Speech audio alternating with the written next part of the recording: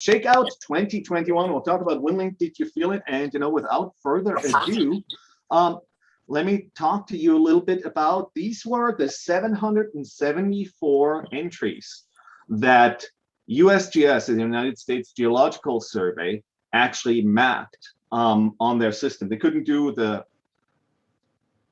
maps that you'll see a little bit later on because of the scale issue here, but 774 reports were mapped. The red dots here are the ones that were part of the ARRL SoCal shakeout exercise. The green dots are the ETO, the EMCOM training organization, which had over 300. Did you feel it? Just that one organization alone. And then there were other shakeout labeled exercises, and then there are quite a few without any labels, and that's perfectly okay. But I think going forward, what we will encourage everybody to do is to actually put ShakeOut 2022 in there, and that way they can actually group everybody together. This was done over a 3-day course because they got messages throughout. ShakeOut officially was on 10/21 at 10/21. The way that we organized that was that we had a regular ShakeOut for that. We didn't actually have a deployment exercise, but we followed that up on the 23rd, which was a Saturday, with a deployment exercise. For the simple reason, and the nice thing about that was we could actually assume that people had already been deployed for a day at least. So we could hit the ground running, and then we called another earthquake, and people resubmitted another "Did you feel it?" in addition to all the other traffic we sent. But let me tell you, USGS was extremely happy, and to those of you who encouraged your groups to do this, thank you so much. Please keep encouraging them to participate, not just in ShakeOut next year, but also in the Haywired program that's going to happen in and around San Francisco and those areas. And of course, Cascadia Rising is coming back next year. So those are great opportunities for amateur radio operators to get involved. And USGS really, really wants you to get involved. They're sometimes a little bit puzzled that people are a little bit shy about that. For instance, in the EMCOM training organization, a few people actually took the USGS address out and only addressed it to ETO. And that USGS said, listen, we don't bite, we actually want your data. As it turns out, the test data in and of itself is extremely valuable because they can see, for instance, how some of their messaging is being received. Quite a few people said when during an earthquake, in part of their exercise, standing in a doorway. That was their response, and that was what was taught for a long time. But the current teaching is drop in cover. So that drop cover, hold on. So that's really something that they can say, hey, listen, the data, even though it was exercise data, was extremely valuable. So thank you so much to everybody who sent that in. And please, you don't have to wait for ShakeOut. If you have a group and you want to organize this, by all means, do that.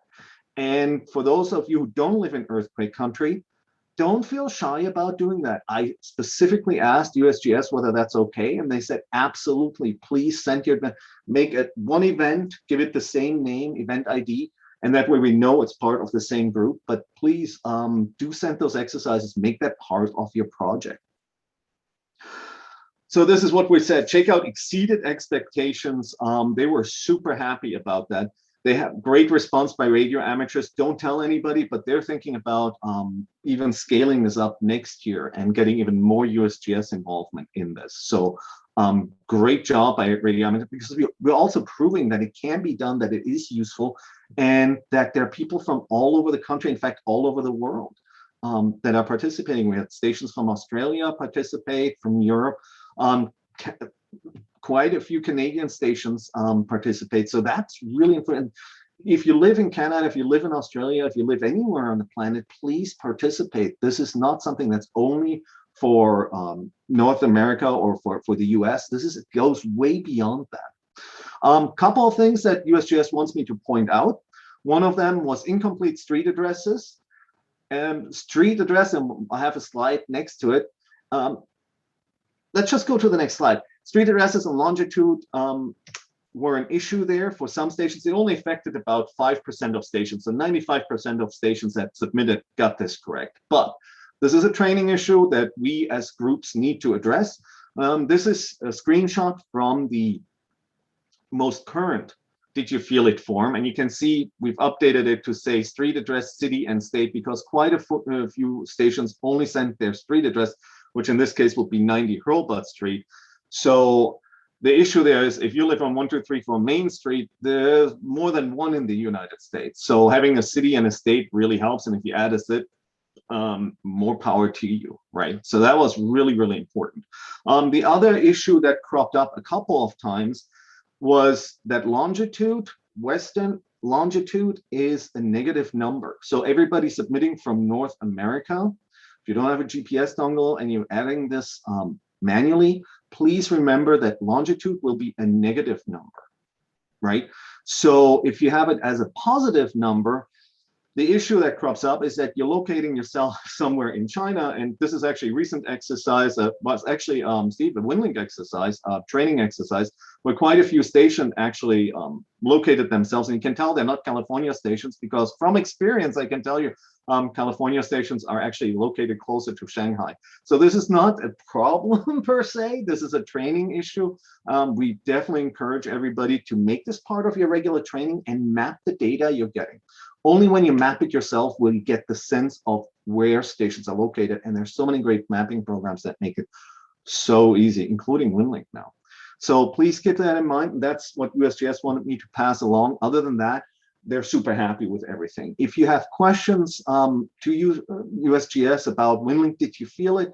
Or other amateur radio related things, pass them on through me, k6oli@arrl.net. I'll pass it along to them. If it's amateur related, you can certainly go through the website, but chances are it will come back to me anyways. So you're just cutting out the extra step there. Just send it to me and we'll pass it along. All right. So simple things, street and longitude. Other than that, the information people sent was great. A lot of people added comments, which are extremely valuable. And understand that USGS looked at all the data. They looked at quite a few of them individually. So that worked extremely well. 73% of these messages were sent via RF, either HF or VHF or UHF. And 27% were sent either via Telnet or mesh. We can't really tell from the system, but that means 3/4 of you actually chose to send it via RF. And that really gives USGS quite a lot of confidence that this can be done, that the information can be sent out of the donut holes if needed. So please keep practicing this extremely, and worked out extremely well. And that was essentially the national, on the national level. As I said, USGS was super happy and they want me to convey that to all of you. All right, so now we talked about what happened, and now I wake you up with a bright red one. You've seen the data as it's been received by USGS, but how did we get it there? And so today I'll talk about the SoCal ARRL ShakeOut 2021, which happened on October 23rd, 2021. And understand that what I'm talking about tonight is the ARRL LAX, specifically the ARRL LAX Northeast view of this. San Diego ARRL was fully involved in this. Ventura County ACS ARRL was in East Kern County, was fully involved in this. The LA County sheriffs had their own local exercises. What was unique there was that we all talked with one another during that exercise, in addition to our local exercises. So I want to start off and just show you USGS actually mapped the Did You Feel It we sent for October 23rd on a map for us there, just to show all the reports, how they were received. And this is the encoding by zip code. But those are the reports that went straight from operators on the ground. The primary objectives for the exercise were practice passing traffic and stress testing circuits. That was really, really important. We hadn't done a stress test of the circuits when several large groups activate at the same time. We've all done exercises where we kind of coordinated and whatnot. This was extremely valuable. One of the things we saw on Thursday, part of the exercise, that a lot of people who were really enthusiastic about this connected, but they've kind of forgot to listen before they transmit it. And that is a bit of an issue when you have, especially using things like bar up, right? Where you need to wait for the other person to finish and then you can send your traffic. You can send pretty quickly, but you do not want to interfere with a station that's already active. So this was one of the goals that we had.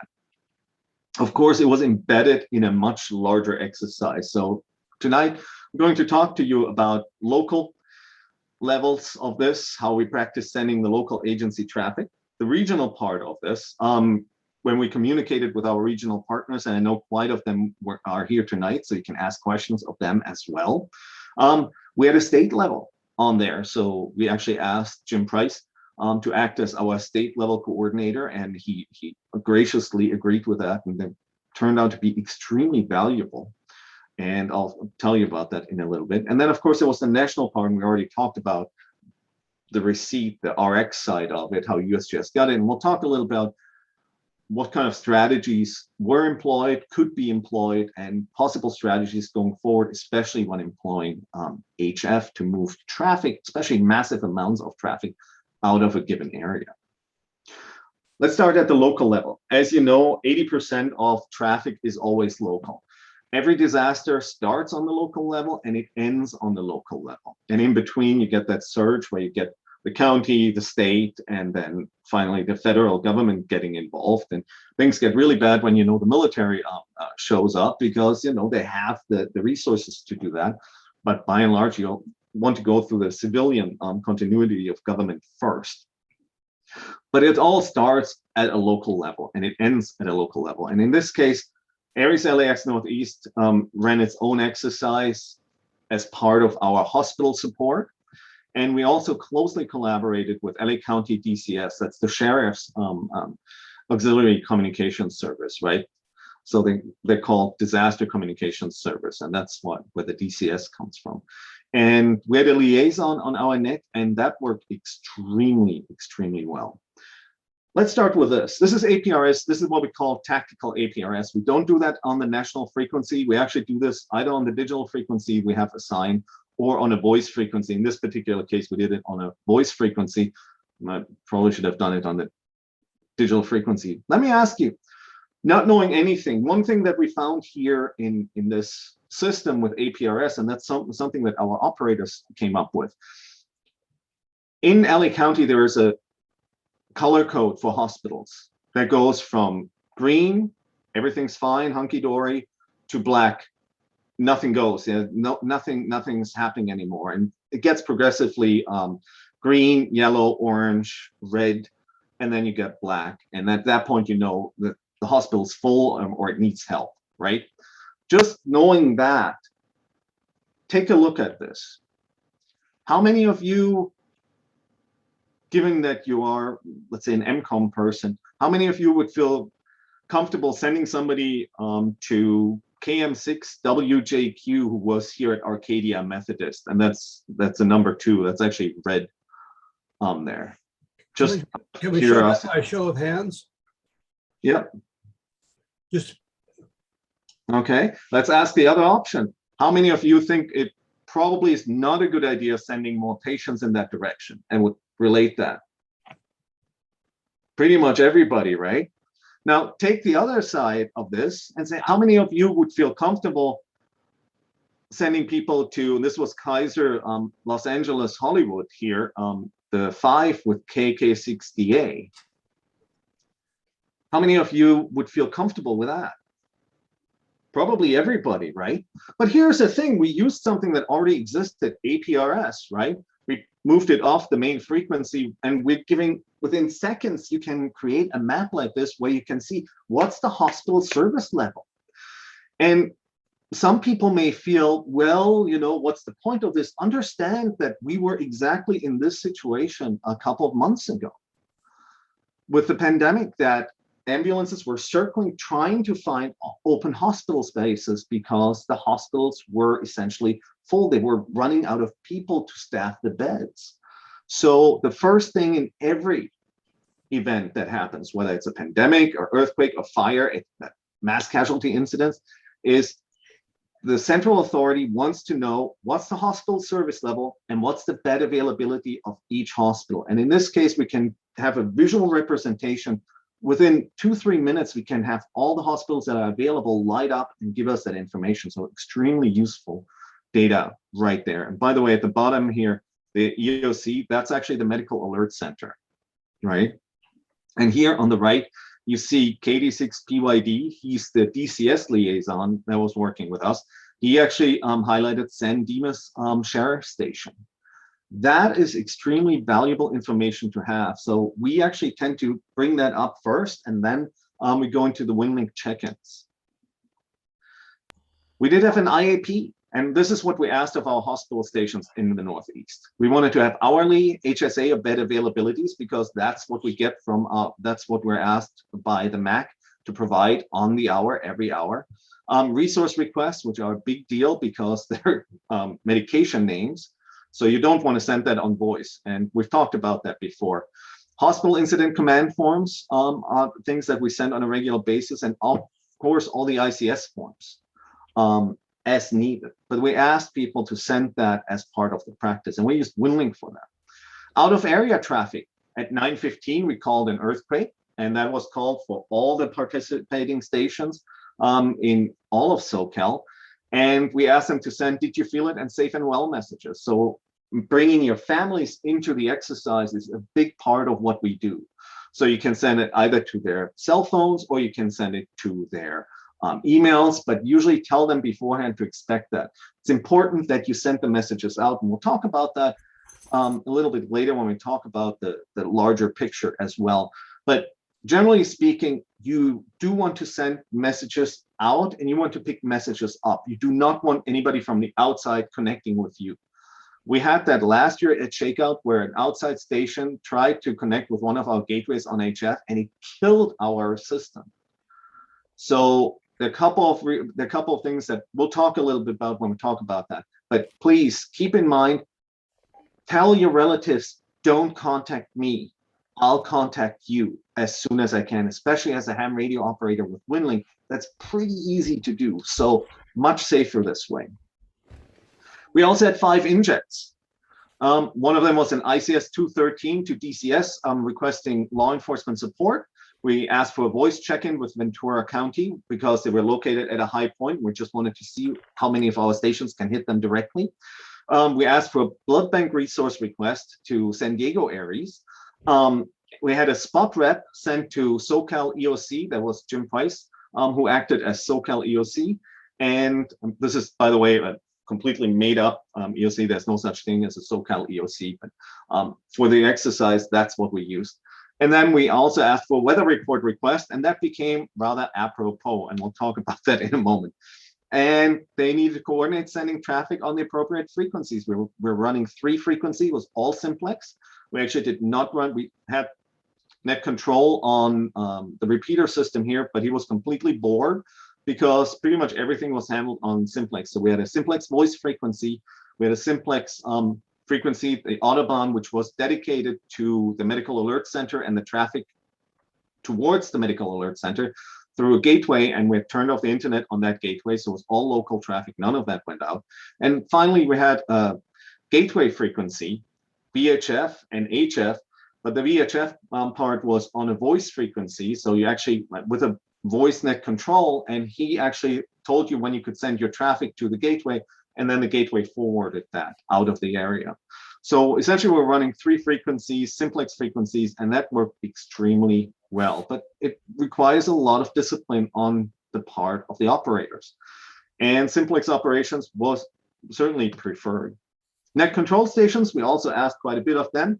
We asked them to contact SoCal EOC, and we'll talk about that in a bit, San Diego ARRS, Ventura ARRS, and of course, East Kern County via WinLink. And WinLink turned out to be the big winner in this because we were able to hit everybody we needed to with WinLink, not necessarily on voice.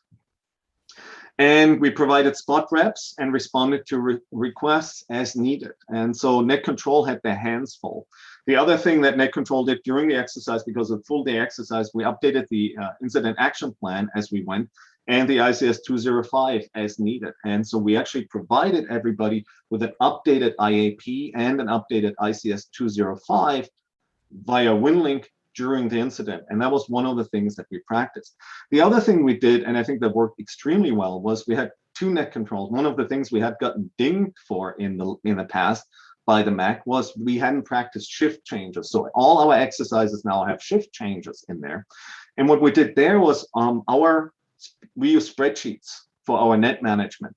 So the first net control station filled out the spreadsheet, and when after 2.5 hours the shift change came, I was the first net controller. I actually emailed it over via WinLink to KK60A, who was at Kaiser Los Angeles Medical Center, and he became the net control station, and he filled it out, and then after his shift he emailed it back via WinLink again. And none of this actually went to the CMS. It all stayed on the local traffic, because here's a little trick, a pro tip. If you don't have to send the message out of the area, don't send it out of the area. Take advantage of the RMS that you have locally, and don't clog up HF frequencies that have to take traffic that needs to go out of the area. That is one of those takeaways I hope you're coming away with today. Bands and modes. Couple of things that we worked on. 2 meters, we had voice simplex. APRS, I already showed you how that looked like. VARA FM, WinLink is always really important for us. We have bad availability, resource requests. We already talked about that. All our traffic went on VARA FM, WinLink. That was part of the exercise. We did have mesh, and we experimented with mesh in the afternoon. But for the exercise, that's what we told people. And you could have used Packet, but the reality is in our group, people use Packet for APRS, but they don't use it for traffic anymore. Mesh, we did have mesh available. And we did send bed availability and resource requests in the afternoon. In fact, K6NHI, who are just here walking through the door here,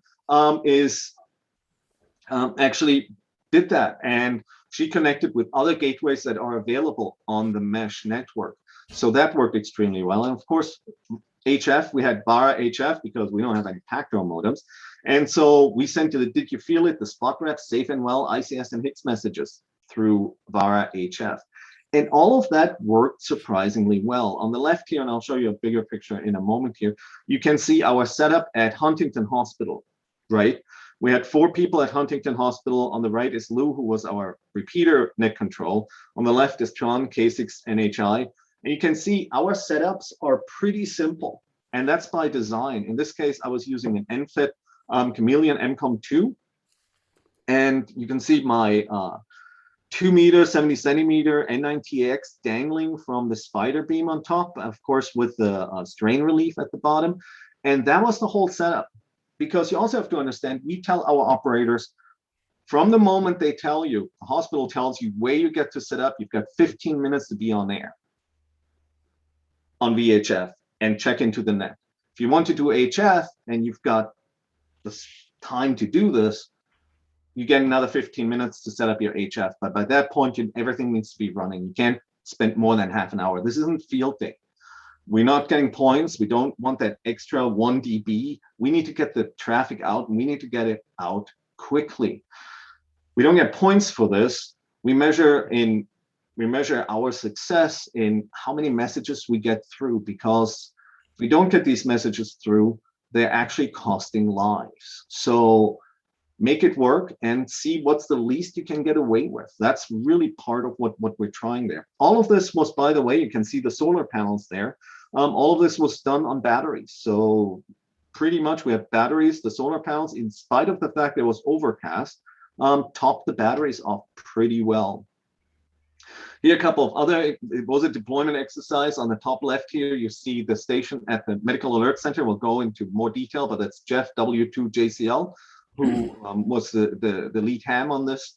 And, you know, he ran the MAC, and you'll see some of what he did at the MAC extremely efficiently and effectively. You have to understand, he received 69 messages at the MAC from all the different hospitals that he needed to work with. On the top right, that's David, KK60A at Kaiser Los Angeles Medical Center.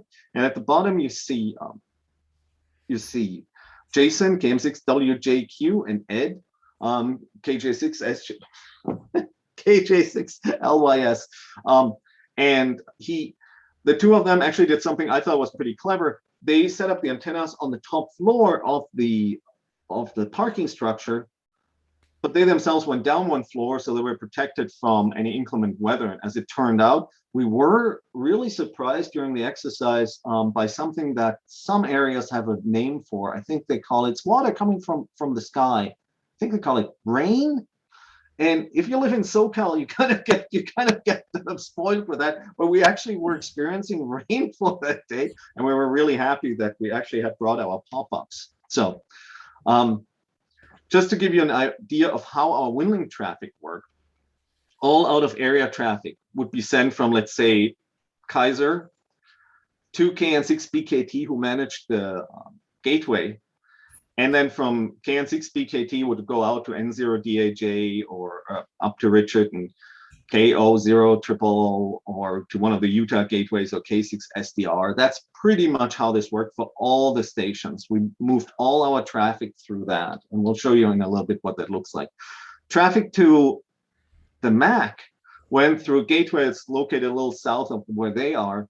So K6NHI would send it to the gateway and then alert the MAC that she had sent her traffic, and the MAC could then come in, wait till a couple of them had deposited their messages, and just in one fell swoop get all that traffic off of the system. That worked extremely well. And this is one of the things that we want to talk. I call it stats for nerds. It's numbers, you know. What really matters is the quality of the traffic, not necessarily the quantity. So keep that in mind. But we did move 69 WinLink messages to and from the Medical Alert Center. And what you see on the right here is what Jeff did with this traffic. This is the bed availability report available in WinLink. And all he did was he copied the information, because the nice thing about the WinLink format is you can just copy it, you can paste it into a spreadsheet, and he created this dashboard. This is for Huntington. On top, you can actually see he did it for each of the hospitals. And there are the hourly reports. Remember, I told you we asked hourly reports, 8 o'clock, 9 o'clock, 10 o'clock, then at 11:30, 1 o'clock, we'd had an hour lunch, and 2 o'clock and 3 o'clock. And they sent in, you can actually see when the different operators were operating there, because they changed the doctor's name, right? Dr. I'm a Feel Good, and Dr. Love. And by the way, we never use real names for any of our exercises. We do that whenever there's a statewide medical health exercise, but for these exercises, we don't. And we ask people to be creative. But we also handle, in addition to the local traffic, and this was just for the MAC, so there was a lot more traffic, including, as you saw, the ICS 213s for DCS, 98 out of area messages via KN6BKT. That's a lot of traffic going out of the area. So keep that in mind. All of this came from 15 stations, essentially. And you saw there were 6 major stations. We had at least 2 operators at every station, which is really important to me. I like the buddy system. I'm always happy when people pair up.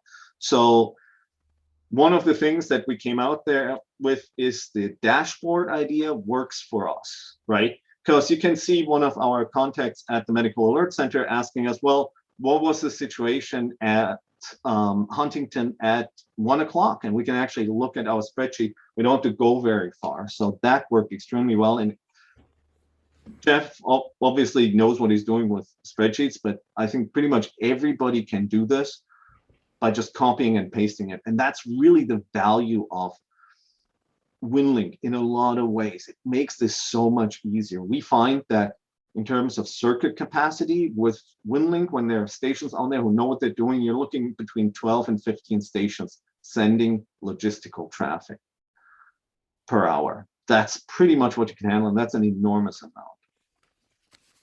This was our station. Again, I already pointed some of these things out. It was an NFET here.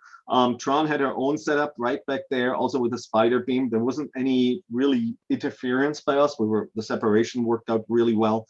So it all worked really well. Tron also had her mesh node connected here, and that went all the way to Mount Wilson. And that worked really well in the afternoon when she tried that out. But you want to be flexible. So what went well for the local exercise? Teamwork and cooperation. I keep saying I work with the greatest people on the planet. Our team is just really brilliant people. Things do go wrong during every exercise. And so what you have is people rallying around and saying, listen, try this, try that, or helping each other out, offering to digipeat and all these things. Not a lot of things went wrong this time around, but people really helped each other out. And when somebody needed to step away, somebody else stepped in. So it was great. The cooperation, the cooperative spirit was really there, that esprit de corps. Operating skills, that comes with the training. We have weekly nets. We push our people to operate whenever they can. And the more you train, the better this works. You don't get flustered when things don't work out. So the operating skills were top notch. Local and out of area traffic all worked the way we expected it to. So that was really, actually worked better than we expected. Battery and solar setups, some of you may know, but the sale of gasoline powered generators of certain sizes will be illegal in California in, I think, 2 or 4 years. I always get those mixed up. And so we're already trying to be ahead of that and work as much with batteries and solar setups as we can, despite the fact that it was an overcast day and it rained. We got enough solar to keep our batteries humming, even for net control, and that's usually where we use most of the power. And that's in spite of the fact that net control was running HF and VHF off the same battery for the duration of the day, right? So full day exercise was a big hit with everybody because it gave people more. What the feedback we had gotten from our operators was, we get into the groove of things and then the exercise stops with a half day, with 4-hour exercises. So we did an 8-hour exercise, of kind of a full day there, and people had a lot more fun with that. And they could try out more and test more. And for us, it was great. VHF, HF, and mesh integration worked really well.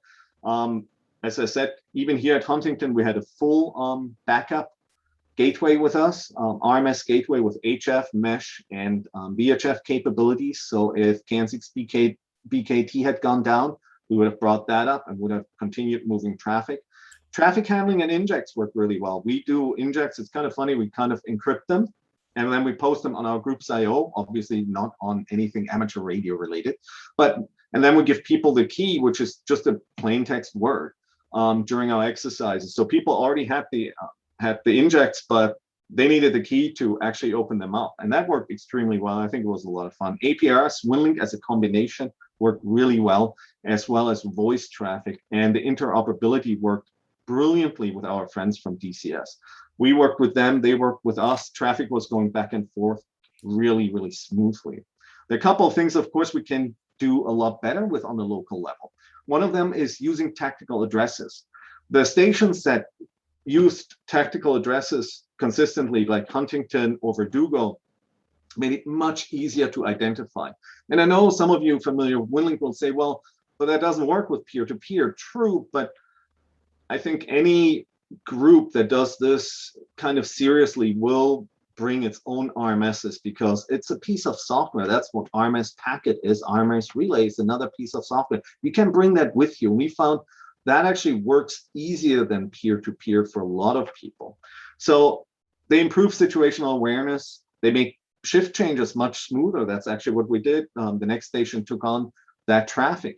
And it helps outsiders, especially if they're, let's say, in a state level, they may not know that KM6 KAQ is at Verdugo Hospital, but when it says Verdugo, signed by KM6 KAQ, they have an idea that that's Verdugo Hospital, right?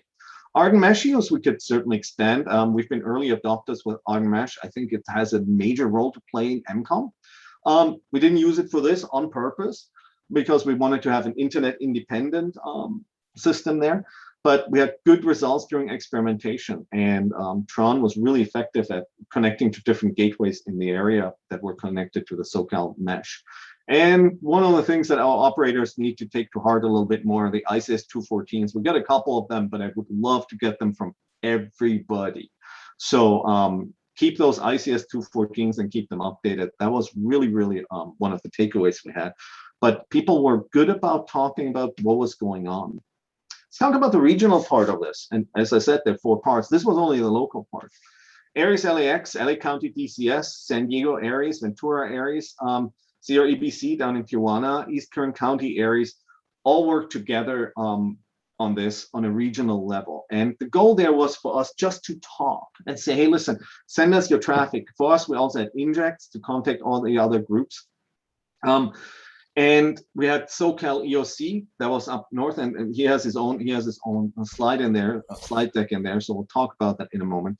But I have to say, Dennis came in. Dennis, what was it? like 3 days before the exercise and said, listen, we'd love to participate. And we plugged them right into the exercise. And it worked just absolutely brilliant. In fact, you can see him there, W6DQ. It worked extremely well, just sending WinLink messages back and forth. And I'll show you an example of what Dennis sent and why this was so important. All of this traffic essentially went via WinLink HF. Most of the time, we pulled in their information from the gateways whenever we connected, and that worked really, really well. Here's an example, and there you go, Dennis, you're right up top. He sent a message like this, a hospital incident command form message, and you can see he set it up as EKC drill-39, so that already tells us it's East Kern County. That makes it really easy, and then we get hospital status right there. No damage to facilities, able to receive patients. He used that as a format, and I think it worked extremely well. It gave us good information on what their situation was during the exercise. So extremely powerful. And then, of course, we had those resource request managers that went to, and I think I saw Munir on the talk there too, where we actually had our stations send blood requests to them. And that's not something you do want to send on voice or on Morse code for a couple of reasons. If you have the document, if you have the email, that actually proves, one, you did send it when you send it, and you send it exactly as it is in the email, in the WinLink message. Keep that in mind. You're not getting into those arguments, well, there was one deet and one da to many, and that's why it didn't work. Or somebody misspelled platelets. Things like that, where you really, really need to also think about it in terms of being an MCOM person, that you protect yourself and you protect the people you're working with by saying, I sent the traffic exactly as received. And that's one of the powerful things about WinLink in that exercise. We also sent spot reps, and we'll show you what that looked like in a moment, as well as the situational reports there and ICS resource requests. We did try NVIS, and it was kind of a bust from the Aries LAX Northeast point of view. Let me make this clear. San Diego ran a net on HF on 75 and 60 meters, voice check-in net early on, up until about 9:30. That's when the conditions changed. But we did try it a couple of weeks before, and it was a crapshoot during the day, trying to get a hold of one another. The one station we could all hear was actually up in the Ridgecrest area, and he was running 400 watts. And I'm thinking, yeah, 400 watts is great, but how long until my battery craps out on that? So this is one of those things that you really need to ask yourself. Can you tell the difference between ground wave and sky wave? San Diego is close enough. We can usually hit them on 2 meters if, they have a high point that they can reach. So I'm not 100% convinced we can tell the difference. I would love to see us all go into different canyons and then try it out and see what we can do there, but that makes the coordination very difficult. A lot of regional stations use their home setup during the testing, which I'm a big fan for the Northeast stations to actually do this as field setups. That's how we're going to use it. And even if it works, what would the circuit capacity of this be on NVIS? For tactical messages, fine if you can get a voice connection, but even on WinLink, it's a stretch to make this work. So we definitely have more work to do to try and test this, but this go around wasn't super successful, I would say. The other thing is we do have workable and reliable alternatives. 2 meters, we can hit Tijuana on 2 meters, 10 watts without much of an issue most of the time. And mesh for local line of sight traffic works extremely well. So we're not giving up on this, but for this exercise, I think it really wasn't a great success that we wanted it to be. On the other hand, WinLink HF worked brilliantly, and especially after, from the get-go, about 9 o'clock, we hooked into the 40-meter nets, and you can see pretty much all of this traffic. This is from the WinLink website. All of this traffic shows HF traffic to the different gateways. Down here, this is actually Tom, KN6BKT. And over here, this is W6AH, Chris, who was very active on HF. But he didn't adjust. He actually was located down. He actually didn't adjust his grid square to make that to show this. But that worked extremely well. And again, for us to send messages to the other groups and pull those messages in, that worked well. I had a good idea once the traffic jam cleared up. I had a good idea that San Diego was up and running. I had a good idea what Ventura County was doing. I had a great idea of what East Kern County was doing, what our friends in Tijuana. So those messages flowed really seamlessly. And I would strongly encourage everybody to play around with this from the locations that you plan on working from. We also had room for experimentation. And as I told you before, we're not kidding when we're saying 15 minutes. So this is Chris W6AH, and he showed up. This was his first time with us at the Medical Alert Center. And Jeff said, oh, great, you're here. You've got 15 minutes to set up your HF station and check in with San Diego on 75 meters. And Chris went, okay. And to his great credit, he set it up in 15 minutes. He actually used the loop that's pictured here, the chameleon loop. And he set up and he checked in. So good on him. It can be done. And that's one of those things that we also want to drive home there. You won't have a lot of time to set this up and think this through, or 6 months. Chances are you're flustered, you know, you're worried about your own loved ones, and somebody says, you've got 15 minutes, set it up. You're just going to do it, and feel free to practice this beforehand. We also had HF from Huntington, and as many of you know, concrete slab, probably not the best, the best ground you can have, but it worked brilliantly. I did remember some of the things that Oscar told us about his experience in Puerto Rico, so we tried to head some of these things off.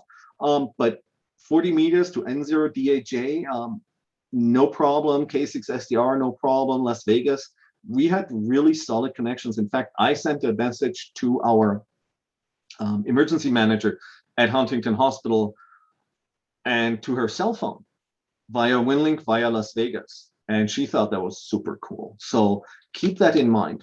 We also had an HF antenna shootout from the MEC. I'll talk about that in a moment.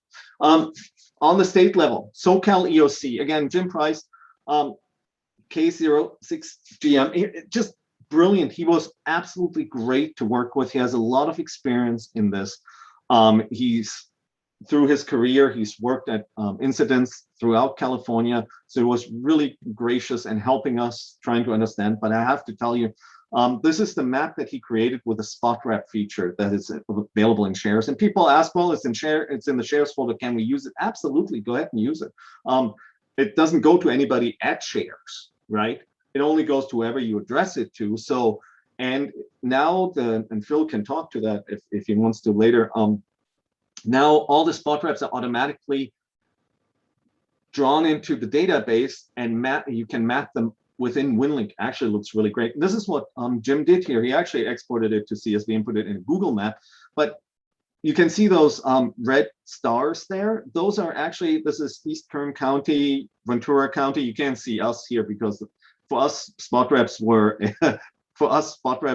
a exercise, so that's where all our hospitals also send spot reps. And then you have Jim up here, and it turned out to be really valuable to have the idea of other power stations running. And this is the information you can see. And again, Dennis, today I think I'm kind of picking on you, right?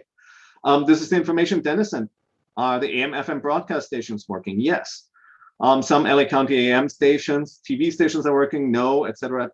Water working, we don't know. Private well, we're okay. Commercial power is on, battery backup available. So that's really valuable to somebody who's at a state level. But what we found is it was also really valuable to us on the ground, because when I got that message from Dennis, I knew that they were up and running, so we could move traffic through them had we needed to. Their internet was up and running. And that was really, really important, getting that situational awareness. And that's where spot reps, as well as other messages, can help a lot.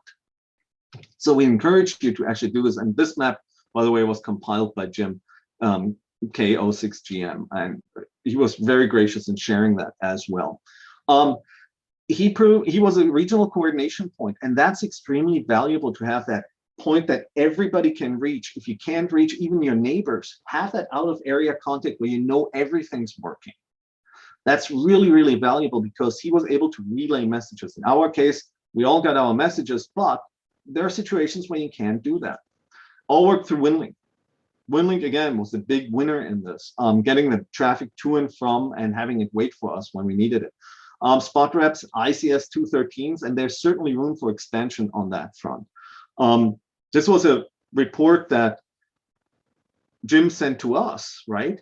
And he said the EOC has a briefing scheduled for 10:30. Please provide any update information available. Funny part was because HF was completely overwhelmed for the first hour. I didn't get them until around 11:30, right? But the point there is that's kind of the information you can draw in, and that was really valuable. Actually, being part of the shakeout to respond to requests for information. Practice that. This stuff was all HF based. We talked about the experimentation. I put in this gratuitous antenna shot because W6AH Chris brought a whole host of antennas he wanted to try out for this on site, and he set this up in beams, and this is a delta loop, and he had NFEDs and smaller. So it was he said obviously not in 15 minutes, but he set this up throughout the day and tried it out and had a blast with that. Also, Ventura County ACS Aries experimented with connecting a Starlink gateway. I don't know what the outcome of that was, Starlink satellite connection to this, but if anybody could connect that to the mesh, for instance, or to a gateway, that would be a powerful thing to have, in addition to HF, in addition to VHF, and in addition to the mesh that we're using. So this, by the way, is the Medical Alert Center, and this is what we lovingly call the antenna farm. And I do want to say a big thank you to all the hospitals and the Medical Alert Center who actually let us do this. But again, they really appreciate us coming out on our days off and putting this up and really testing it, because it's all gray theory until you put yourself on the line. And again, in this case, Chris wanted to try out these multitude of antennas. You can ask him about what he liked best, but there's always that trade-off. At hospital sites, we would go with the fastest antenna you can put up and pull down, because if a hospital needs to evacuate, you need to go with it. So putting it up quickly and breaking it down quickly are two things that we ask of all our operators. And this is, of course, we had connections, as I said, Doug, Richard, and Steve there are kind of our go-to gateways in the area. But Chris and David, W0DHG, decided when it became too overloaded to use 70-meter VARA 2300, and they connected with a station in Texas, 2,026 kilometers away, and they managed to get a message through. It took them 10 minutes, but they managed to get the traffic through, and that's really what it's all about. Get that message through no matter what it takes. But it shows you it can be done in the field, and it can be done without 6 months of preparation. So trust in yourself and trust in your training. And finally, let's talk about the national Did You Feel It? And here is the same map we saw earlier. USGS, again, kindly mapped all the Did You Feel It reports they got from us from Thursday onwards to Saturday. And they actually showed the different, color codes. You can see down here the modified Mercalli scale. Our stations in LAX tend to be really, I tell them, make it really bad, really bad. So we tend to have more intense colors. But that was a great exercise sending that traffic in. Of course, up here, Ridgecrest, Dennis and his crew at East Kern County have a big incentive, having lived through Ridgecrest itself, to do this, and they're extremely efficient and effective at that. And our friends here in San Diego did an excellent job moving a lot of that traffic, as well as our friends here in Ventura County. And the goal is always to get the traffic through within an hour. And what you can see is a lot of our stations get a lot of these reports. This is, by the way, days, right? So you can see most of our stations, once the earthquake was called at 10:21, they sent the traffic almost immediately. And we actually are noticing that now, and the USGS is noticing that now, with traffic from real earthquakes in the Southern California area. that within an hour, they get between 30 and 50 reports via WinLink on actual events. And they look at that very, very closely, and they're extremely impressed. Even though the internet may still be working, a lot of hams choose to do the WinLink version as part of their practice and actually providing actual data. So good on them. So this was, as I told you, the 1021 wasn't a big part for the Aries activation. However, on the 23rd, you can see when we called the earthquake at 9:15, boom, everybody tried to send that "Did you feel it?" And that's where we started running into issues on HF. It wasn't a problem on VHF because VHF, we had a voice net control that managed it really well. But HF became a big issue. And part of that was training related. I know the example of one station that tried for half an hour to send a single message and then finally gave up and switched to Telnet. And here's a word to the wise. I don't know any experienced WinLink operators that would keep a message session alive, especially for just one message, if it takes longer than 3 minutes. At that point, there's something wrong with your setup. You need to break off that connection because you're also not doing the sysop any favor here, just hammering away at that one gateway that doesn't have that can't make that connection. That's not really productive. So I would encourage everybody, please pass this on to your operators. Look at 3 to 5 minutes. That's the maximum length connection you should have. If you obviously have 10 messages to download, then you need to adjust that. But ask yourself whether you really have to download all of those messages. And WinLink has this wonderful download feature where you can actually see the different message headers before you download them. And that's one of the things we ran into. I keep joking, it's a little bit like our traffic in LA, right? Like Monday morning going to work or Friday evening coming from work, you have 5, all those big freeways, they're completely clogged up, and that's what we experienced. And that is, in my mind, primarily an artificial issue, because with more bandwidth, we could actually segment that better. You have a very narrow sliver of band for each individual band where you can do WinLink on VARA 2300 or 2700, right? But let's say 2300. And the issue there is that a lot of the gateways need to be crammed into this. So even if you have a gateway that's free, another station may already be on that frequency connected to another gateway. Then you need to find another frequency which may or may not work. Like I did, I connected with Doug, noticing that nothing was going on the wideband parts of WinLink. I thought, well, let's see whether the 500 hertz was open. And luckily, Doug was providing 500 hertz. So I was able to connect to him and collect my messages and send traffic out that way. But those are things you need to practice. And the other thing is network design, right? Let's talk about this for a moment. So in our case, KN6BKT ran a central gateway, and all our traffic went to his gateway on VHF, and his gateway forwarded it. And because he actively monitored the gateway, he was able to switch the frequencies over to where it was empty. So we actually got all our traffic through in time, but it took active intervention to make that work. The other advantage of doing it this way is you aggregate all your traffic outside. So once you have that connection with a gateway, you can actually send all your traffic in one go. And that's a real advantage because you don't have a lot of these connection protocols, disconnection protocols, but you just keep sending your traffic until you're done.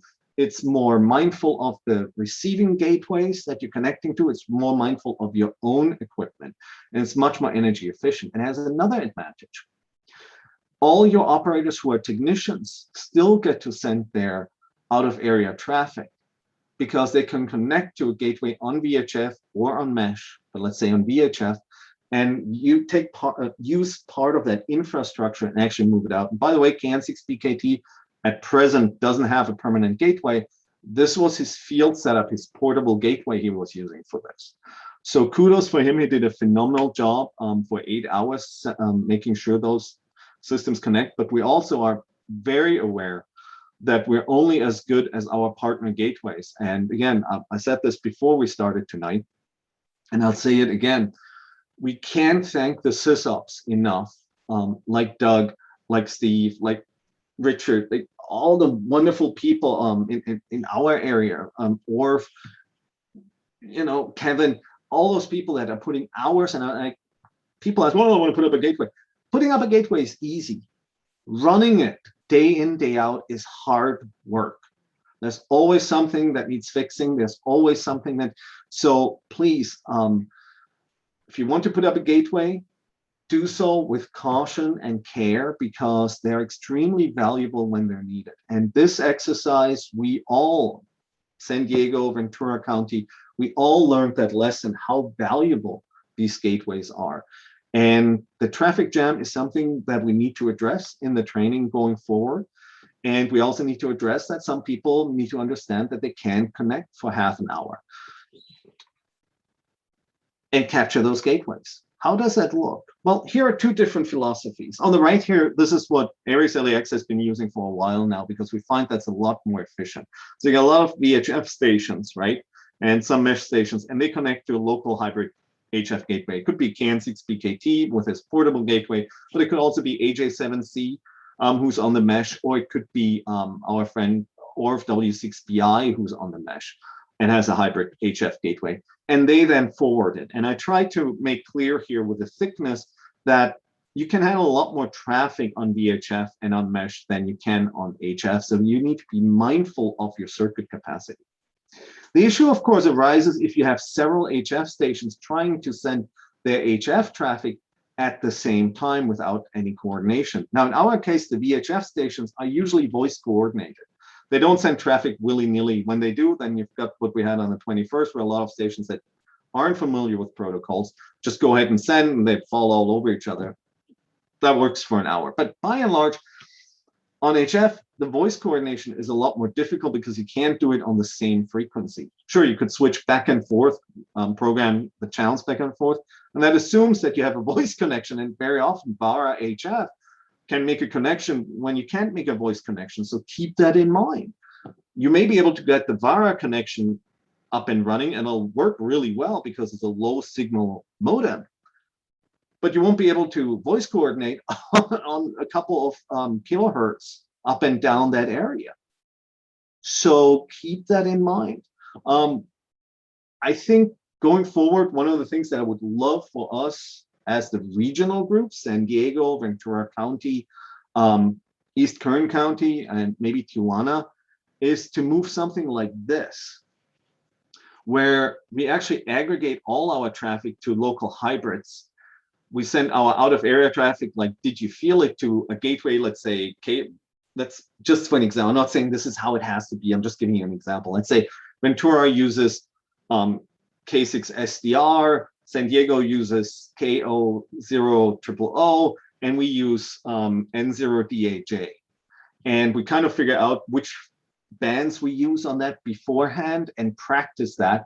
We actually could move a lot more traffic this way. And we also could have a central coordination gateway, right? That could be a local gateway where we deposit messages intended for the other regional groups. So we can just go there and pick it up. Those are ideas that I think we, going forward, we want to practice on and practice with. It would be a lot more circuit friendly this way, I think. And that's something we need to experiment. We may experiment with it and think, well, you know, this didn't work. But by and large, once we solve that issue of the traffic jam, I think we're in a really, really good position. This was an extremely powerful exercise and shakeout. And let me just give you a couple of takeaways, a couple of main points. All events start and end on a local level. So keep that in mind. Your VHF will be the first place you go and will be the last place where you end when you're done. In between, you will be able to add mesh. Hopefully, you will be able to add HF and maybe even Starlink. I don't know, any of the other competitors that are coming online in the next couple of months. The other thing is training matters. And you need to train to the mission. Don't assume that you can do it. Most, and I'll say that I'll make myself really unpopular with this, but I'll say it anyways. Most Ares-based MCOM training consists of check-in nets. And that's not how your actual deployments are going to be. Check-in nets are nice if you want to practice tactical communications. They're easy, but the moment you start sending real traffic, you're going to run into issues. The moment you start sending logistical traffic, you're going to run into issues. San Diego knew that long before we did. We ran into it the moment we started sending ICS 213s and then resource requests. Practice those. And yes, some people will walk off and will say, listen, this isn't for me. I remember one guy coming in the first day at our ARRL meeting. He looks at me, and I wasn't at DC at the time. He looks at me and says, where do I get my ID? Okay, I don't know where you're from, but here IDs are earned. So if you want, we can give you one of those little paper IDs we get from National, but if you want to have a proper card, then you need to show us your skills.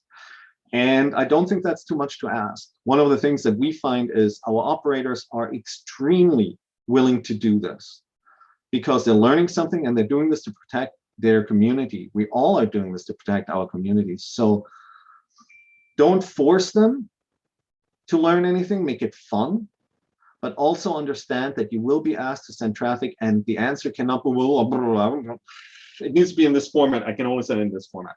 That's not going to fly with your CERT agency. WinLink works.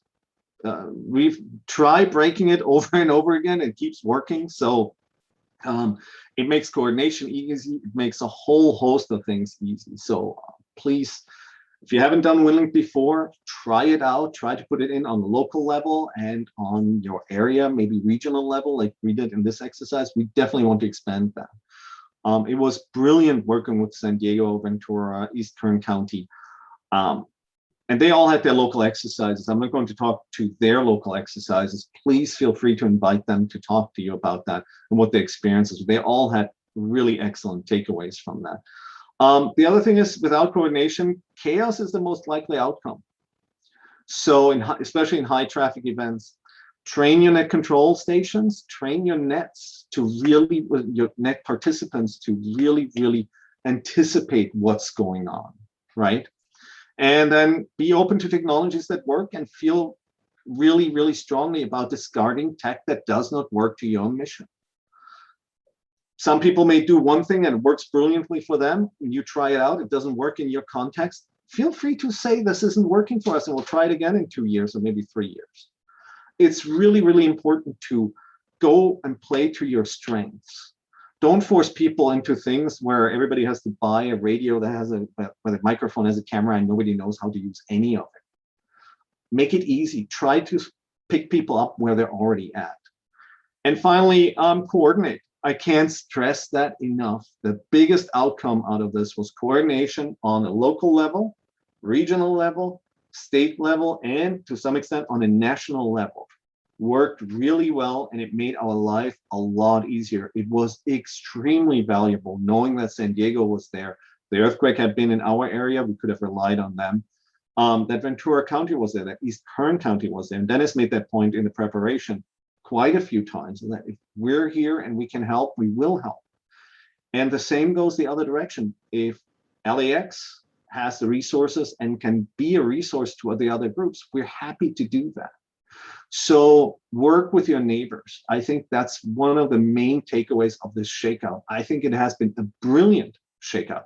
We had a couple of things that didn't work out as well as expected, but people have put in the time and it paid off in a big way. And again, USGS is looking at this and they're saying, wow, you guys can actually do a lot of things that we never thought possible.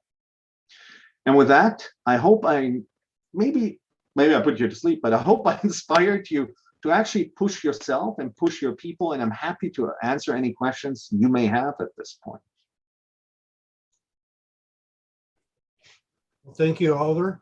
Let me get my screen undone. Thank you. Thank you very much. Are there any questions? Barry, why don't you pick up what's going on and I'm sure Oliver will look at also what's going on in text. There's a lot of stuff going on there.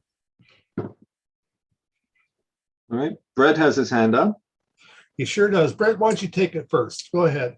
Yeah, good evening, Oliver. Thanks very much for this Zoom. It was very interesting and learned a lot all of a sudden that I didn't realize was available to us, especially in Ontario. I mean, we don't get any earthquakes, but we get a lot of severe storms and what have you. But I was just curious, who picks the frequency for the ones that you use down there? Is there a meeting before everything starts to happen that you pick the frequencies on, or do you just have a frequency that's set? Great question. Actually, that's one of the things that we did beforehand. I'm not a big fan of long planning meetings, like 6 weeks of meetings, but we actually did that because we had so many different groups. And we actually had an ICS 205 for regional traffic that all the net controls got so they could talk with one another. And then we had an ICS 205 for the local traffic that also had the regional frequencies on there, but we told people exactly what was. So funny enough, our planning in this all happens within WinLink. Okay. So we actually use the ICS forms in WinLink to plan it. We use the IAP in WinLink to plan it. That has an additional advantage if people come onto the net that aren't familiar with it or they just want to check in. You can just send it to them, say, here's the plan, here are the frequencies, take a look at it, and they know right away. So I found that if I plan this outside of WinLink, I very often forget to bring it. So this way I already have my WinLink, I can just forward it to them. That makes life easier. Plus, this time we actually practiced adding different frequencies as we went on. And it's a very valid question. And Brett, let me point this out. You raise an excellent point. It's not just earthquakes. The problems are always the same. We all are trying to get out of the donut hole, whether it's a tornado, whether it's a fire, whether it's whatever it is. The problems are the same. We used to have, I'll just say this hopefully in 2 sentences, we used to have interminable discussions before every state medical health exercise, how a mass casualty incident is different from a pandemic and from this and that. You know what? To the amateur radio operator, it makes a lick of a difference because the hospitals always, the medical alert center always wants to know the same thing. What's your service level? What's your bed availability? And what resources do you need to keep the doors open? That's all of them want this. And here's the beauty of this. If you can send that traffic, then you can actually send traffic for any agency because you're used to this ICS thing. They give me ICS 213. I don't care. I'll send it just as much as I sent the resource request for LA County. That's the beauty of this. So your point is really well taken. And that's why I'm a big fan of, if you don't have earthquakes, not just you, Brett, but anybody, if you don't have earthquakes, still send in those, did you feel it? That USGS really appreciated that from areas that don't usually get these earthquakes. I guess I'm just surprised with all the fires that are happening down there over the last year and a half. I'm just wondering, has WinLink been a major part of that to help cure that? It could have been, it wasn't. For a variety of reasons, it wasn't. But I think there is a growing awareness within Ventura County, San Diego, LA County, and the surrounding counties that we as amateur radio operators need to make sure that if we can provide assistance, that we're actually physically able to do so. And it is always, I keep saying, advocacy with an agency is one thing, but we also have to be advocates within the amateur radio community. Today we do WinLink. We have a conversation tonight. We have a very friendly audience here, right? But understand, when we started doing WinLink, we got enormous amounts of pushback. I will never forget. I gave a presentation on WinLink, being fresh and green behind the ears, right? Only what, 3 years ago, and I gave a presentation to actually one of our groups, and afterwards, this gentleman came up to me and he says, well, I don't need any of that digital malarkey. And kind of, he used the term malarkey. I thought it was kind of fun. But I also knew that his wife was actually going through cancer treatment. I said, listen, this is a volunteer thing. You use whatever you're comfortable with and whatever you want to contribute, that's fine. I just hope that the ham who's assigned to your wife's hospital doesn't feel the same way, because the medications she's getting, if you need to transmit those on voice, is that a risk you want to take? But hey, 3 weeks later, I get a WinLink email from him saying, oh, that was easy to set up. So understand that this is relevant. It's not the gospel truth here. The point here is we have these tools. Let's use them and let's make sure we can move traffic whether it's from a fire department, whether it's from your local CERT group. We need to be able to move that traffic efficiently and effectively. And WinLink is one of the tools we can use to do that. So sorry, Brad, I'm getting off my soapbox. It has nothing to do with you, but I think your question was a great lead, and I'll give you your $5 later. Thanks very much, Oliver. Appreciate that. All right, let's pick up Dan over there. Little D, Dan. Ollie, I want to make sure I got this quote right, because I think it's going to stick with me for a long time. You said training without, training without coordination is likely to result in chaos. Did I hear you say that? Well, I think acting, not just training, but actually doing anything without coordination in amateur radio is most likely to result in chaos. And that's our experience, especially with larger exercises. One of the concerns we have in LAX and had for a long time is what happens when we have a real earthquake. And my predecessor always said, you know, everybody with a Baofeng is going to come out and they're going to light up the frequencies, and we won't be able to send any traffic. My take on this was always different. I said, given how hard it is to use those Baofengs, I don't think that's actually going to happen.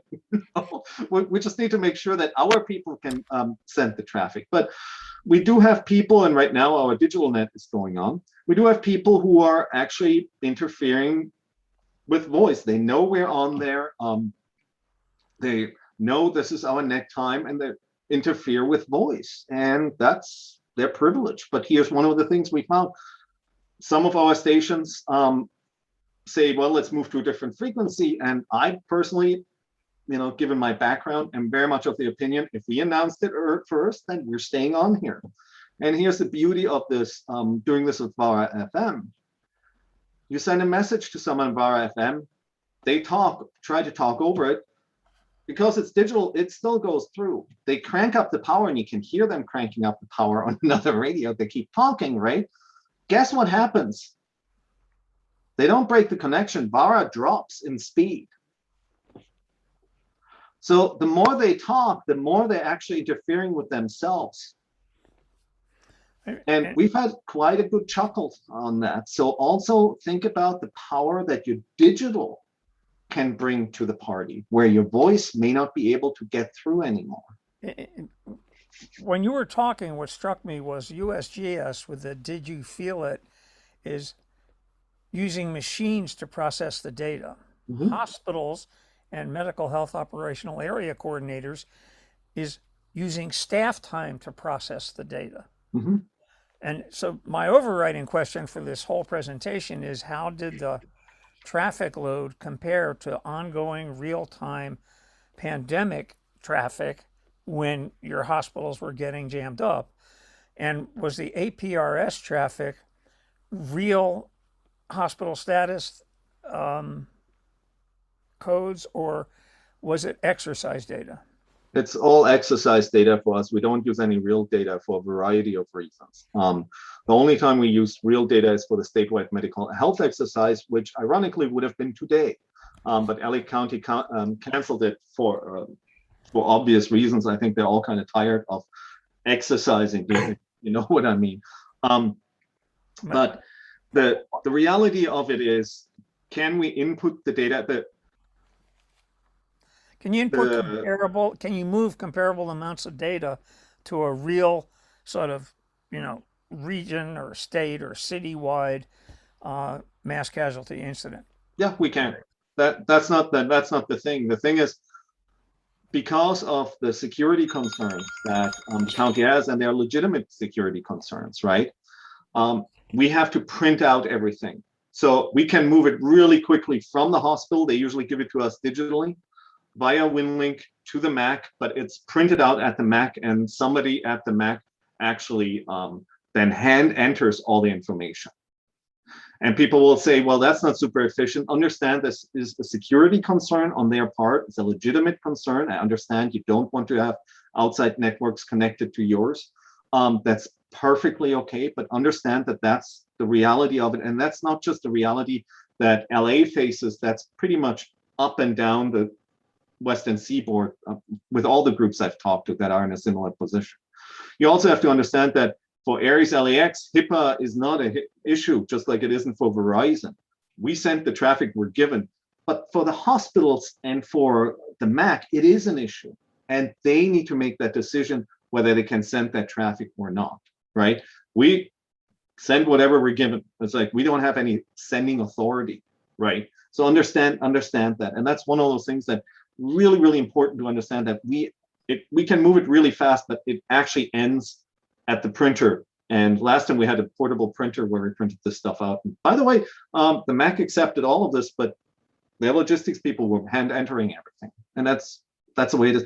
In an actual disaster, could they make allowances for that? I don't know. Maybe, maybe not. But we're not speculating here. We're actually dealing with the world that we're given.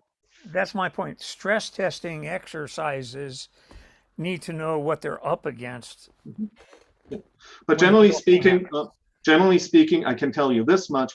The official system is called ReadyNet. That's the system that the county uses.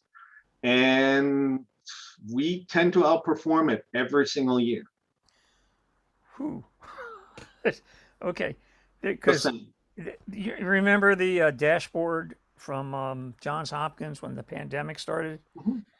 Well, I don't know if it was Johns Hopkins or, a University of California campus came out for the medical health operational area coordinators with a hospital status dashboard, which actually I think California Department of Public Health is using or made available for allocating, who goes where, when, and why during the pandemic stresses on hospitals. And I just let me do you this. This is one of the things that actually Jeff made, and I showed you a screenshot of this, right? And he actually divided it up into the different hospitals by call sign, right? Hollywood, Athens, Arcadia, and he did this live. Verdugo, and we could have extended this spreadsheet ad infinitum. And so we actually have that capability to build dashboards as amateur radio operators. And I would encourage you to, with LibreOffice, there's a free option. It works extremely well. This is what we use. Jeff, obviously, also because of work, uses Excel, but by and large, this is what we use. And I would encourage everybody to start thinking about, how does your agency visualize data? Really important. And we found APRS is pretty popular with them because they have a really good idea. Oh, we can send people there. We can not send people there. And they can always say, hey, listen, check on the status of that particular hospital. Can they actually, has that changed? And then we can call them up, say, update your HSL. We've done that in exercises before. But everything we send is based on statewide medical health exercise data that we've been asked to send, including one ICS form. I think it was a Hicks form. That was the sole purpose of that was that the hospital got paid for whatever it was doing at the time. It was a lot of fun. Even the people at the MAC said, okay, this is part of the emergency exercise. We just need to get people to anyway. So, but you sent the traffic they gave you. You don't question that. All right, Steve, you had a comment or question. Okay, let's pick up Steve in Tennessee, and then we'll switch over to tech stuff here. Go ahead, Steve. Okay, Oliver, fantastic. And that's what, from where I sit, what amateur radio is all about. The fact that there was not complete throughput to the amateur radio frequencies with the current restrictions imposed on us by the FCC, it's extremely understandable why you would take those precautions and for the hospital and for yourselves. That's number one. Number two, tomorrow, and I put it in chat, anyone who wishes to attend Phil Sherrod's presentation about the mechanics of what some of this has, some of these accomplishments, the mechanics of it and how to use it elsewhere is going to be given tomorrow, and it's in the chat. The URL, it's a Zoom presentation. It is the Department of Homeland Security's cybersecurity Infrastructure Security Administration Shared Resource Working Group. There'll be about 200 people there, plus whoever comes there from this group. And anybody that wishes to get the detail and how to actually do this with WinLink is welcome to attend. Secondly, speaking about shares, this is amateur radio is a fantastic training ground, but if the hospitals were invested in the Department of Homeland Security WinLink network, they would perhaps have a little less concern about security, since it is a non-published message system as opposed to amateur radio, which is always open to the public. So kudos to our newest WinLink development team member for another fantastic presentation and everything that occurred behind it. Thank you. Thank you so much, Steve. And again, it's I say we a lot because it's not just a single person ever. The whole system requires so many people. And that includes you, Steve, of course, Phil, who does a fantastic job programming the software, and really has made it so much more user-friendly over the last 3 years as well. All the people, Jose was working on VARA, and of course, our operators who are really jumping across their own shadow, as the German phrase goes, and are trying this out, learning something new. And that's not easy very often. Nobody wants to look foolish, but quite frankly, most of our people now say, listen, the worst outcome is that I don't know it when I need it.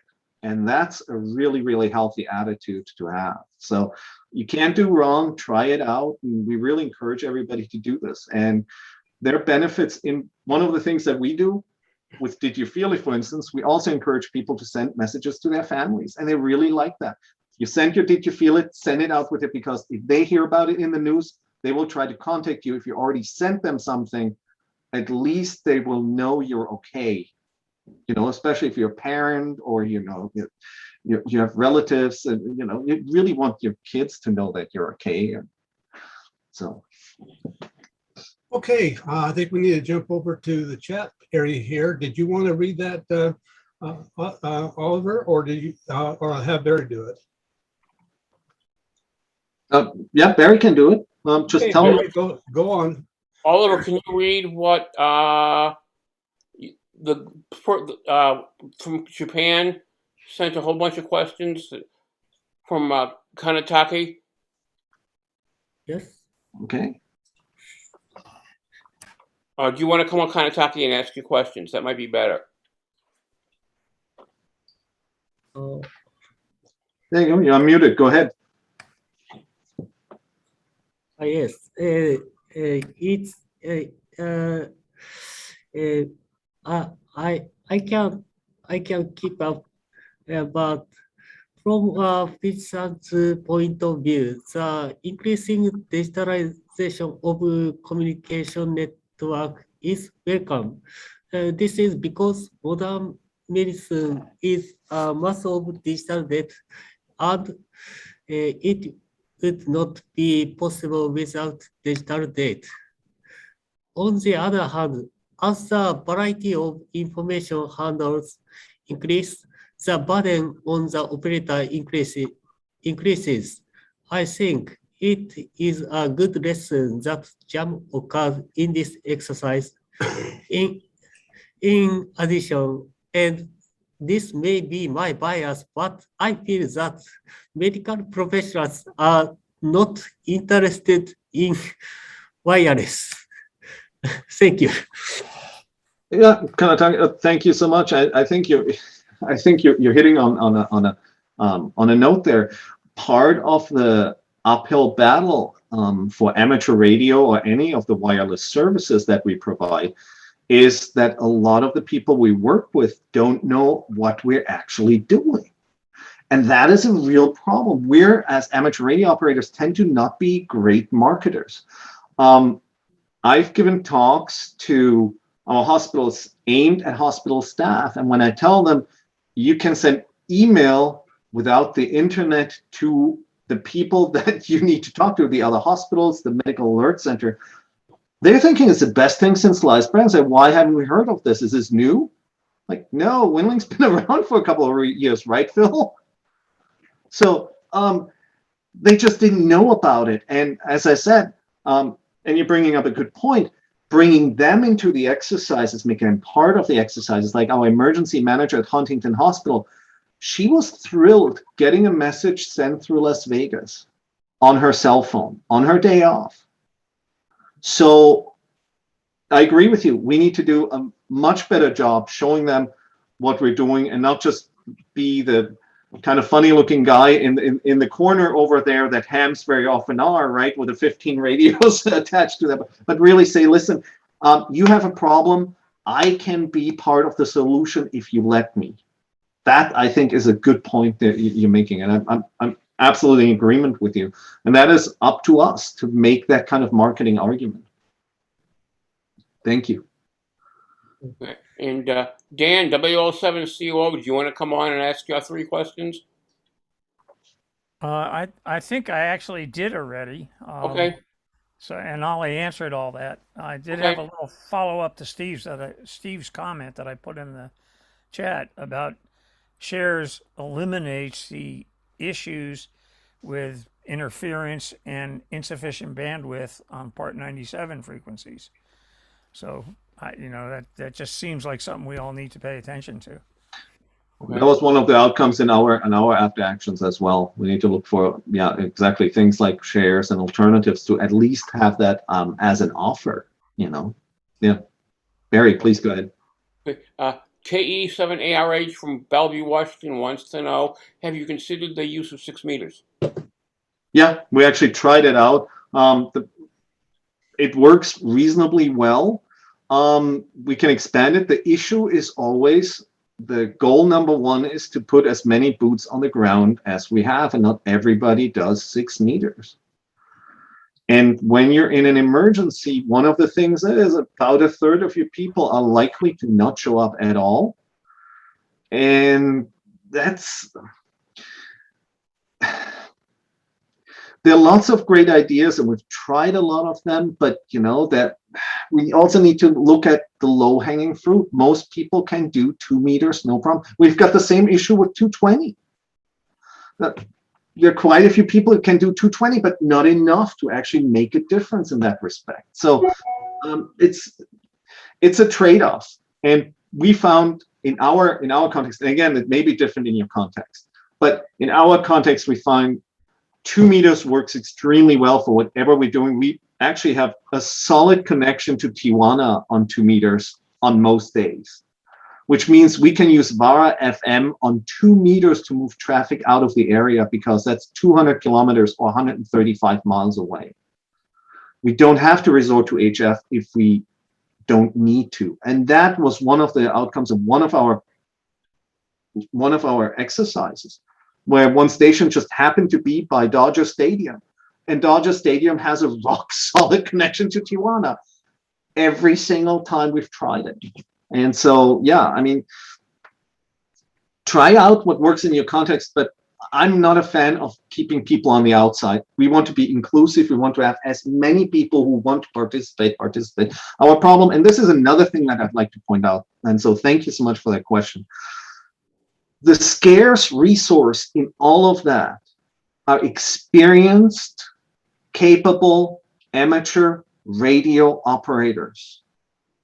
I have many more hospitals in my district than I have experienced, capable operators. We are not short of hospitals. We are short of people who can do this kind of traffic management, who can think about it in this way. So please, be inclusive, train your people, put yourself out there. Things won't always happen, but I mess up all the time, and that's okay. Have an atmosphere where you can laugh at yourself and you can laugh at the problem, and then stick your heads together. You'll be surprised how many excellent people are already in your group that can help you solve problems. So, anyways, Jim, is that a hand up? Roller had a question about, could you use JS8 call to coordinate HF nets? That is something that we've actually we've been thinking about as well. We have to try it out. I mean, at that point, we could also probably use FLDG in one of those modes as well. But that's something where you could certainly try. I know that Hawaii does that. Hawaii ARRL uses JSA call to coordinate on HF. So the answer is yes. Okay. Don up in Bellevue again. Could you talk again about the different levels of WinLink skill buckets that you track? Do you have a skills check sign-off process for WinLink training? Yes, it's called showing up to the exercises. We found that's really where people learn the most. We definitely want people to first learn packet WinLink, because we find that's easiest for everybody to get started on. Then VARA FM, and then if you're interested and they have the license for it, VARA HF. They can do those three, then that's perfect. We usually teach them mesh with VARA FM as well, because it makes it really easy.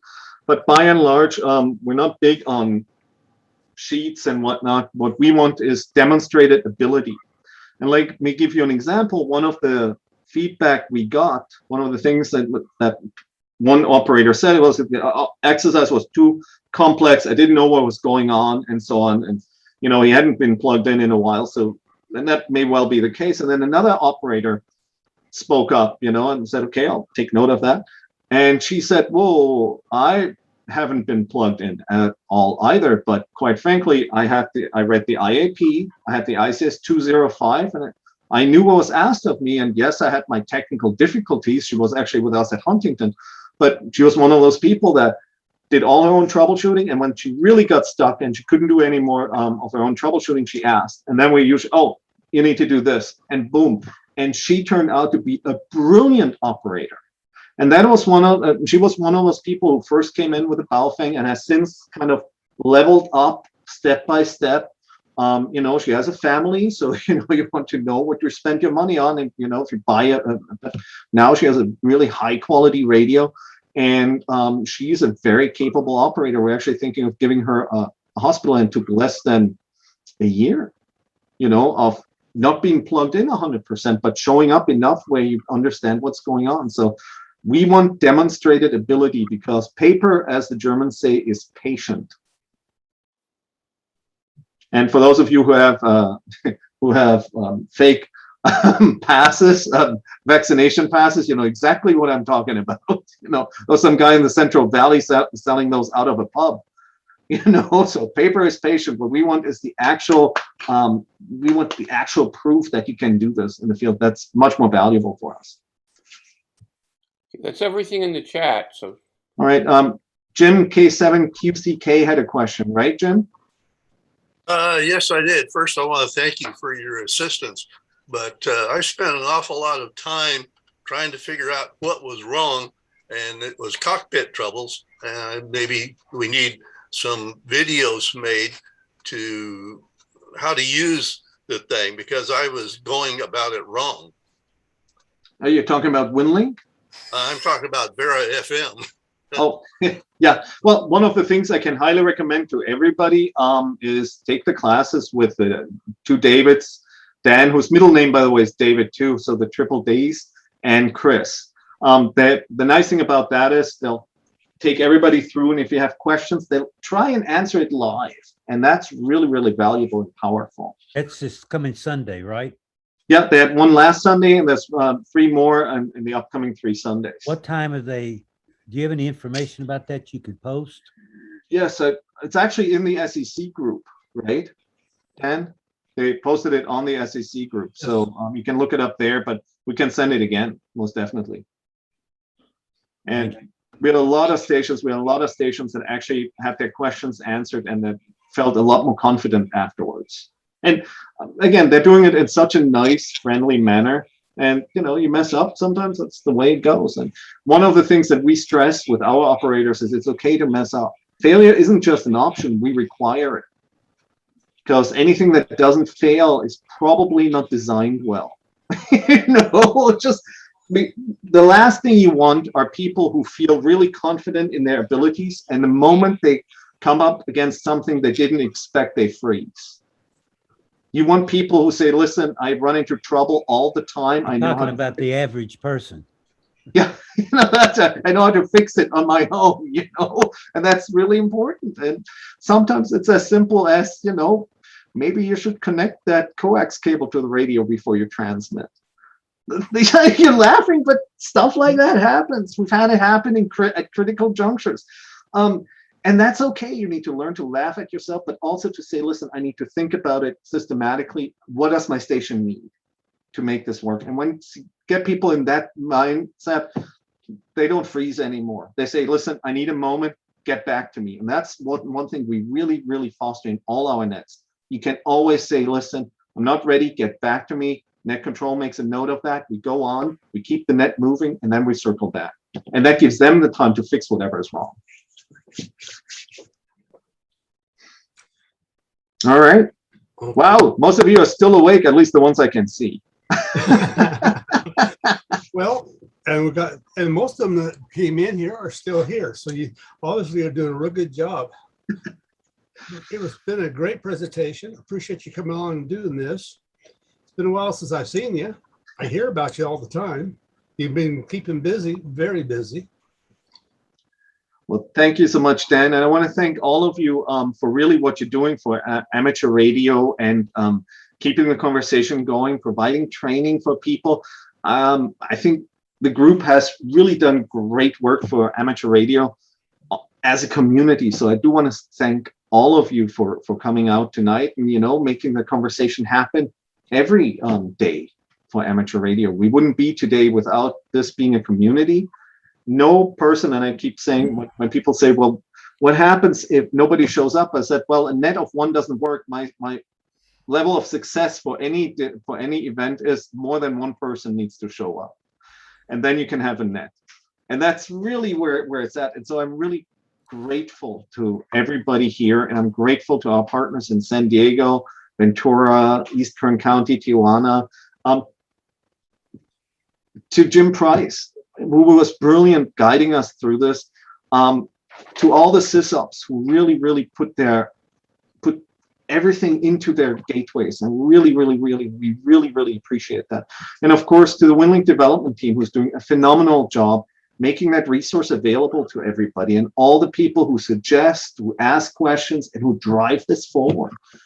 And of course, especially to our Aries LAX Northeast members, because without them, I wouldn't be doing any of this. They're the ones who are driving this and who are having a whole lot of fun. And I know most of them aren't on here because they're on their digital net right now. So that's why I'll go. I'm also net control in about 10 minutes. So, Well, I might add that we have in the amongst here, we have several people from different agencies who's on here tonight that I noticed and recognize their call signs and their names. My goal is to make this more available, spread the word, get people involved. We're all out here to do the same thing. We're all out here for the same reason. Let's get together and make it work. absolutely. And that's really what it's all about. Talking with one another is the first step in my mind. Yes. I really appreciate that. So thank you, Dan, for starting this SEC group and making this happen. And thank you to Barry and of course to Oscar and all the people who are involved in making this happen. Oliver, 3 FEMA regions put this talk out tonight. And that's very unusual. The three major FEMA regions, the ones where NCOM is an experience, not a concept, put this out, and they were happy to do so. The minute they got the information, that's highly unusual, and they respect what you guys are doing, and we appreciate that. That's how we grow. That's how we get movement, by enlisting the professional to volunteer on our behalf. You're here. Well, I might comment here. For one thing, Rat Pack has a team that puts us together. I don't do it alone by any stretch. And it's great people. Most of them are on here tonight. Some can't make it for this, for that one, but they're always there for the Tuesday night planning sessions, and they make things We're all on the same frequency. We work well together as a team. One of the things I'm hoping to accomplish here is to get the dots connected. We need to have the hams that don't know about the other agencies and how to work with them need to know. The agencies need to know about the hams and what they can do and not do. And we need to make all that come to life. And as we grow with that, we can expand our resources, make it easier for everybody to work together. Well, gentlemen, ladies and gentlemen, I think it's been a while. It's been a long one, but it's been a good one. And I'm sure the video on this will be watched by many people. And look forward to getting it out there. Are there any more comments? Ollie, before we quit, just so you know, that call I got mid-session was my section manager, and I said, I'm going to have to call you back. Appreciate that. Dennis has a comment. That message is becoming louder and louder. I want to say one last thing here. Carl Ariola, who's the disaster emergency coordinator for FEMA Region 5, has just put up something that says anyone who would like to join FEMA's Oxcom program to participate in biweekly exercise and monthly virtual meetings, no cost to you, please contact, and then he's got his information. If you really want to see how it works in the real world, there's a place to put your ear. Okay, sounds good. Thank you. Dennis, Yeah. Lisa, you're both on the same thing. So. No, Lisa isn't here. She's not here with me tonight, but I just wanted to thank Oliver. You know, we got in touch with you, what was it, a couple of weeks ago, and this is pretty short notice, but we just wrapped up your debriefing meeting a couple of days before, and I said this would be a great topic for being on here tonight, and I am so grateful that you were able to do that, come and join us. And I am grateful for the fact that you allowed us to participate as a regional exercise. We learned a lot here as well. So fantastic presentation, and it was a fantastic exercise from our perspective out here in the lonesome high desert.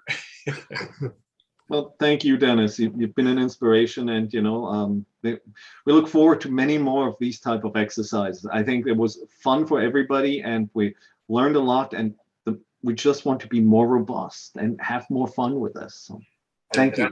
That's how we get there, is we do more exercises like that. It was definitely fun, and I certainly enjoyed every bit of it that we were able to participate on Saturday. We were time limited on Saturday, but I made use of the time I had. Very Thank good you to catch again. us all. All right, are there any more comments? Ideas, suggestions, whatever? Hearing none, seeing none. I'm going to close this down again. When we do this, you can come right back in again. The first person that comes back in assumes the host position. If that person then decides to leave and other people join them, he's going to kill them all. So they have to come back in again. But come back in, chat, get to know each other, share information. Anyway, but as far as the meeting goes, I think we're done for the night. See you guys next go around. Wait a minute, we got Thanksgiving. Happy Thanksgiving to everybody. Yeah, so let's don't forget we got some holidays coming up here. We're not going to be doing much for Wednesdays and Thursdays for Thanksgiving. So anyway, just keep that in mind. I'll put a message out to everybody to remind them of that. With that, Barry, have anything more to say? It's all. Just have a happy Thanksgiving, everybody. Happy Thanksgiving. Thank you all for coming. Thank you. Best wishes to everybody. 7-3, everybody. Take care now. Have a safe week.